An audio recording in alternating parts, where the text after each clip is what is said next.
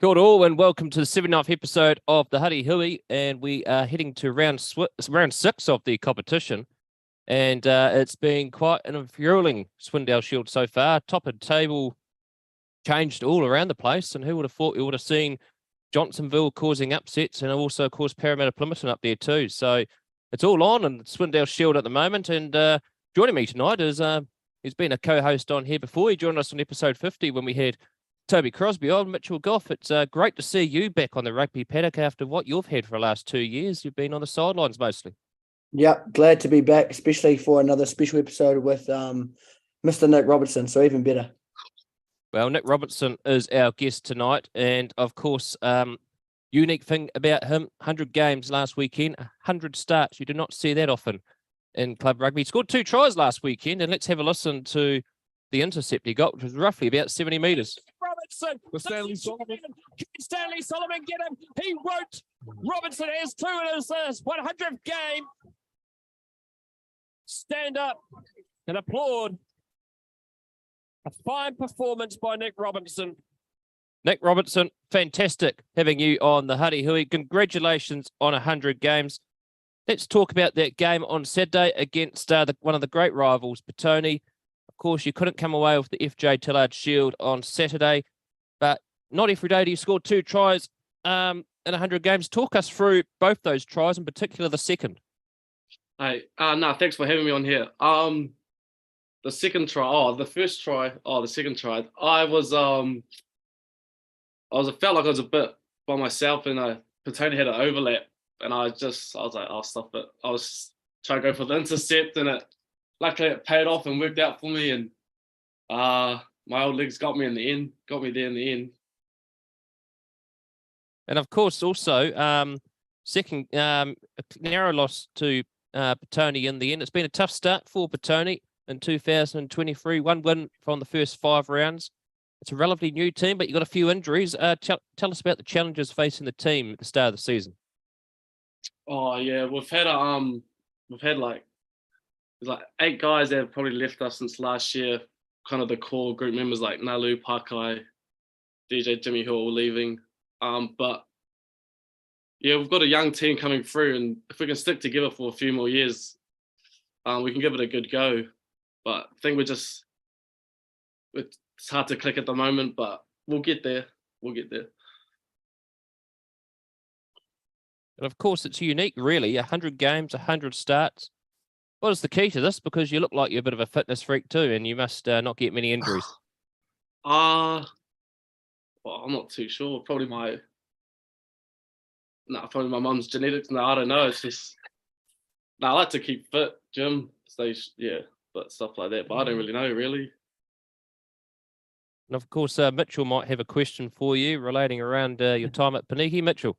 Yeah, what kind of stuff are you doing in the gym, Nick? We'd love to know, actually. Yeah, what kind of stuff are you doing at the gym at the moment? I'm actually on one of Josh Sal's programs, actually. So really? Yeah. Yeah, nice free plug for BPM. Yeah. No, honestly, mate, Nick Robertson obviously played known Nick Robertson for 6 years.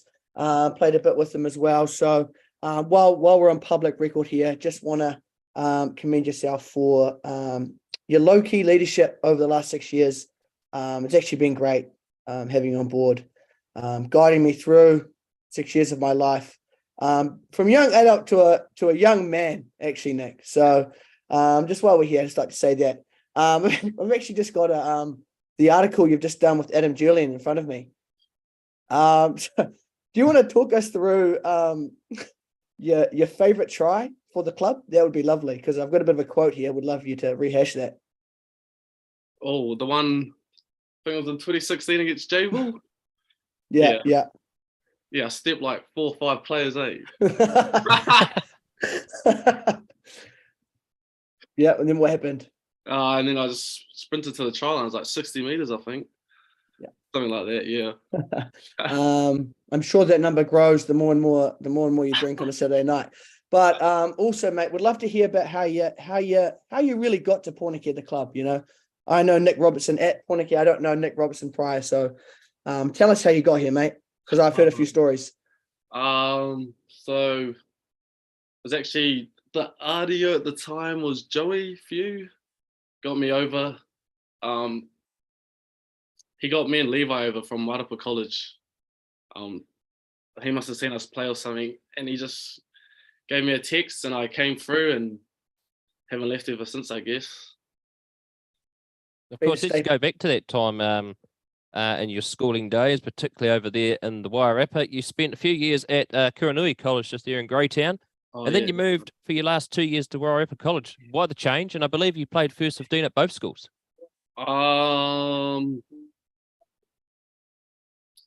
I changed because we used to live in Featherston, and I was close to Kuranui College was like 10-minute drive from there. But then we moved to Masterton. I think the rugby was a bit better, maybe, or something like that. Or I just wanted something different, and then we went to Wadapa College, and that was that. Oh, my little brother was going there as well, so that's the main reasons why. And I believe 2013 at Wairarapa College was quite a special year for the first 15. Tell us about that year. Yeah, I think it was my year 12, and we made the top 4 for the co-ed schools. So we represented the Hurricanes region, and we went up to Rotorua to compete. Yeah, which was good. Yeah. What's the experience like of going to the top 4, particularly in the co-ed section, and who did you play up there? Oh,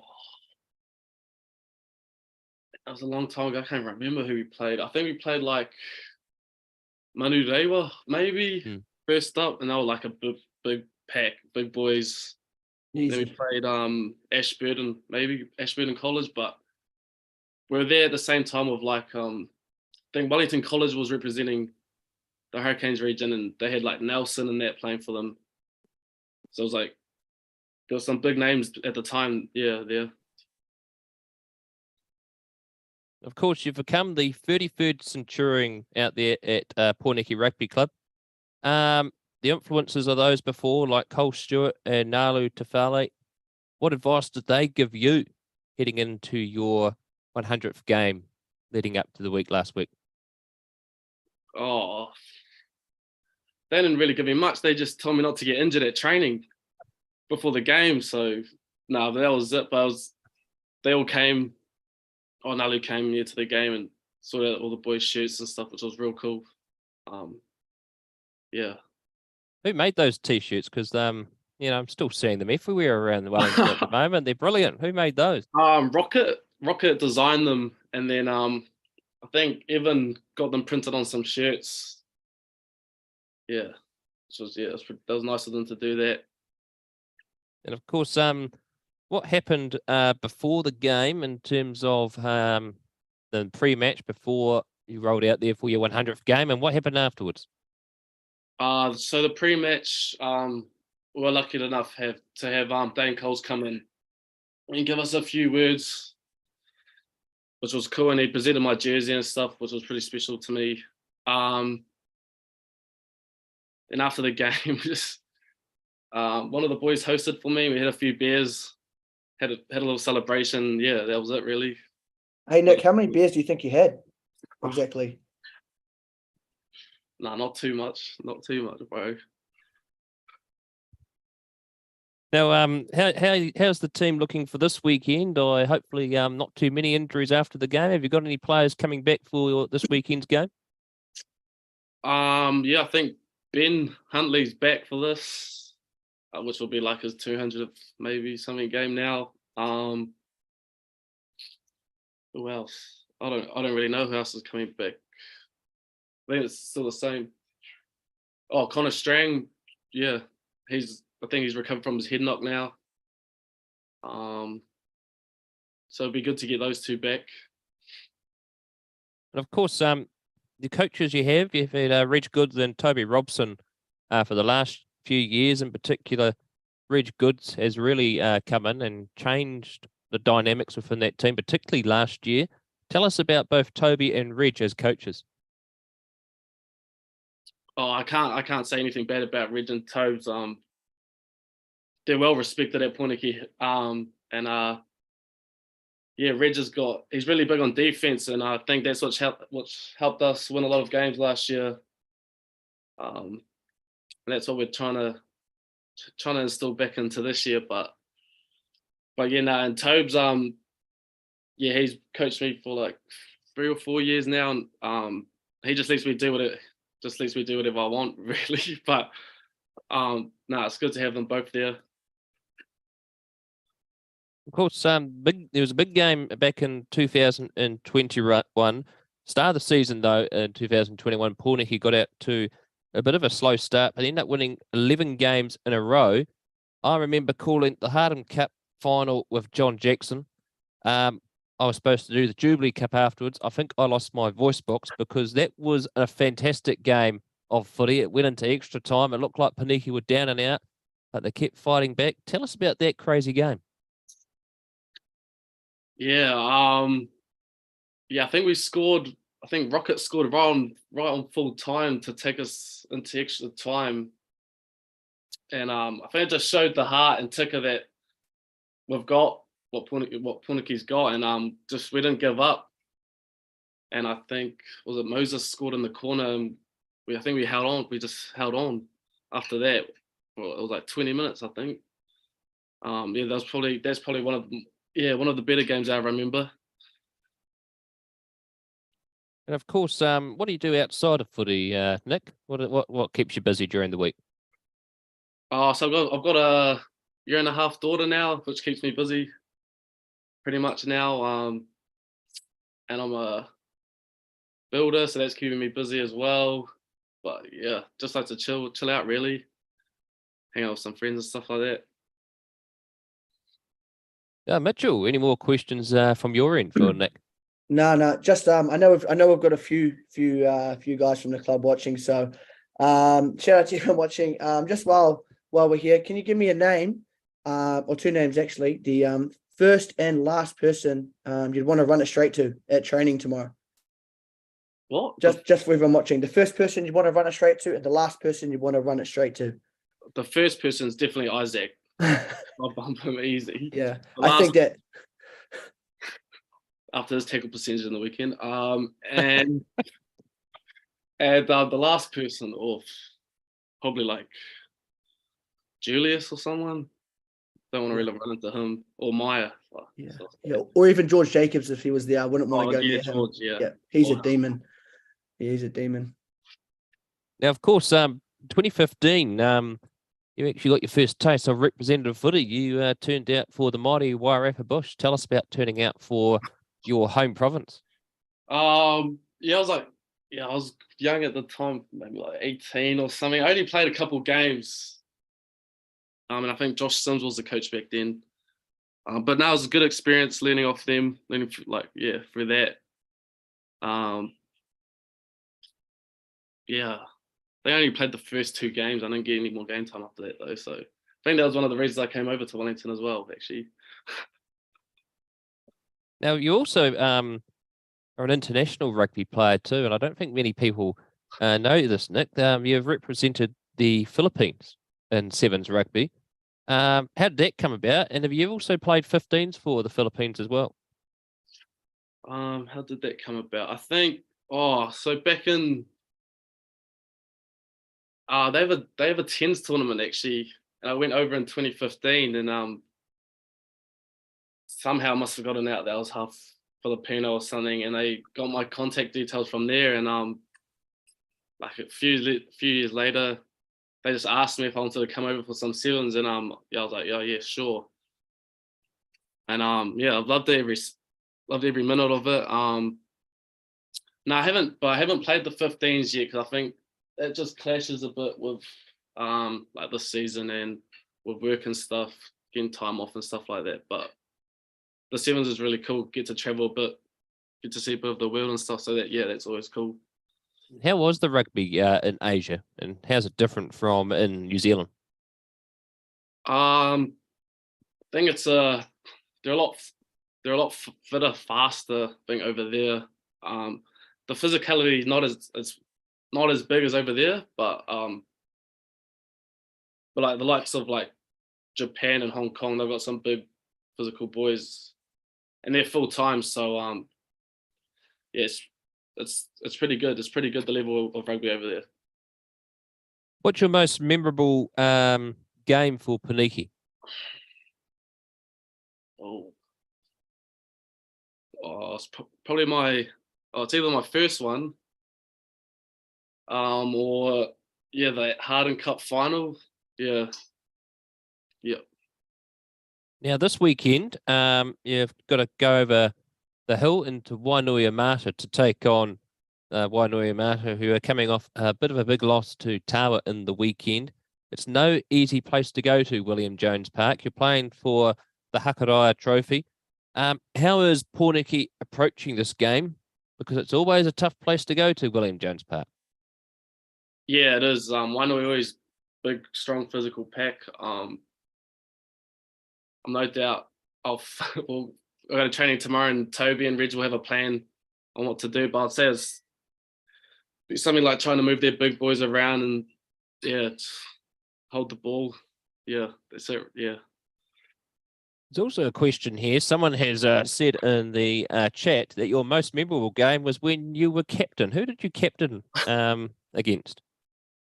I actually think I had 3 or 4 games. One, I think my first captain was actually against Wainui, and we won back the Hakaraya Trophy. Well, And who? Just to before we just finish off, who are some of the new talent that Poneke have recruited this year? Because there are some pretty good at your promising talent coming through at the club. yeah, there's Carlos, who's at 10. Pretty sure he's like Hurricanes under 20s and stuff. We got Sam Mayo, Cowboy. He's a big winger, big boy. What else is there? And there's always like Sam Howling, still young, Maya, stuff like that. So if they can all stick together, it'll be a good team. Noah, yeah. Old Timers Day coming up on the 20th of May. Old Boys Maris that day, but I believe that's where there's going to be a continuation of the celebrations for your 100th match. Yeah, it's where I'll get it formally presented, so which will be nice, and hopefully it's nice and packed for Old Timers Day, so everyone can see me get it or something. Well, Nick, it's been fantastic having you on the Huddy Hui tonight. You've achieved something quite special, 100 games, all 100 starts, never off the bench. I don't think we'll probably see something like that in club rugby for a very long time. Who knows? You might be coming off the bench this sad day. Who knows? You might be starting. But congratulations on a fine achievement, Nick. Excellent work, and enjoy this weekend coming up against Wainuiomata. No, cheers, thanks, and thanks for having me. That You're is so Nick polite, Robertson, the fullback for Poneke, and Mitchell Gough. A very humble individual. That seems to be a lot of the comments on the chat tonight. I disagree. Very well-spoken young man. Tell us about how you've experienced Nick Robertson. Like I was saying earlier, Brad, he's actually just one of the best, one of the kindest guys you ever meet. Obviously, my first year in the club was 2018. So I actually worked with Nick for about a year. Some great memories. And like I say, he's a very good low-key leader. Like, he's not too vocal. And he doesn't push himself too much in that respect. So it's hard to not respect Nick as well. 100 games. And, people always like to talk about his size and whatnot. But, if you want to read into it, being that big and showing that much courage on and off the field is unreal. So top bloke, that guy. Top bloke. No, not a bad thing to say about him, I don't think. Now, there is one notable name missing from Poneke this season, but he's been hanging around on the touchlines. Nalu Tafale. Do we know if he's going to be making the return to the paddock this year? Speak into existence, I think. So you never know. You could see him this week. No, but I'm unsure. May appear from anywhere. But let's look at round 6 this Saturday in the Swindale Shield. We've got some pretty interesting games happening. Let's look at Avalon versus Parramatta Plymouth, and of course Avalon got a win last week against Wellington, who seem to be really going through the hard times at the moment. But Parramatta Plymouth, Poneke have already played them, and what was the feeling like when of that Parramatta team because they seem to be a bit like Johnsonville, catching people by surprise. Yeah, I think there's a lot of parity across club rugby this year, and it's just good to see, you know. So historically, teams that aren't regularly in that top 8 having really good starts to the season. So I think this year, I don't think it's an anomaly. I think these teams are here to stay and they're here to be good for a long time. But it's just a little bit of a initial shock, you know, when you're the team playing them in the first couple of rounds and they're actually really good. So hard to say really. And I think games like against Avalon for them can really show how good they really are. Of course, a team that has been up there in the past, but is in a sort of similar position to Poneke this year was Huddy Hui Marist. They've got a home game against the high-flying Upper Hutt Rams. Obviously, I saw the Rams 2 weekends ago against Wainui Mata. After 60 minutes, they ran away with it. But Poneke's had the chance of playing against Upper Hutt. And what's it like? What's key to Upper Hutt being different this year, Mitchell, from what you've seen? They might be the best team in the world, Brad, honestly. No, Upper Hutt Rams 25 points plus, I think. And of course, Norths are back at home only on Poirua Park number 2 because they can't use the number 1. They're playing against Oriental Rongotai, 12 versus 4. This has always been quite a physical match, this one, but one gets the feeling that probably Oris should probably win that game. Yeah, if you're basing it off past results, I mean, you'd probably say that. But again, like you never want to discredit Norths on anything, and if you're a betting man, you'd probably stay away from this game, to be honest. Yeah, hard to say either way, but you'd assume always a win, but I'll pick Norths. Wellington at home against Marist St. Pat's, 14 versus 8. Marist St. Pat's probably should comfortably win that game this year in round 6. There's 2 games this weekend I'm really, really looking forward to. This one in particular, Johnsonville versus Old Boys University. Johnsonville, of course, drew 2 weeks ago against Marist St. Pat's and then beat Oris last week. They really are catching F1 off guard, Johnsonville, when they're going against Old Boys University. The key to probably Johnsonville is whether they can shut down Callum Harkin at 10. Yep, Callum Harkin, absolute demon. Look, I think, like I said earlier, that's a massive game for Janesville and probably OBU as well. So especially, you know, both teams, I just got the table in front of me, both teams in the sort of top 6 there. Yeah, both 5 and 3 on the year. So, I mean, if you're basing, 5 and 3, 5 and 3, 3 and 2. Look, I'll pick Janesville for that one. I think they've got in them. I think they're a good side this year. And those teams that historically not top 8 teams. I think it's their year, just like us. So.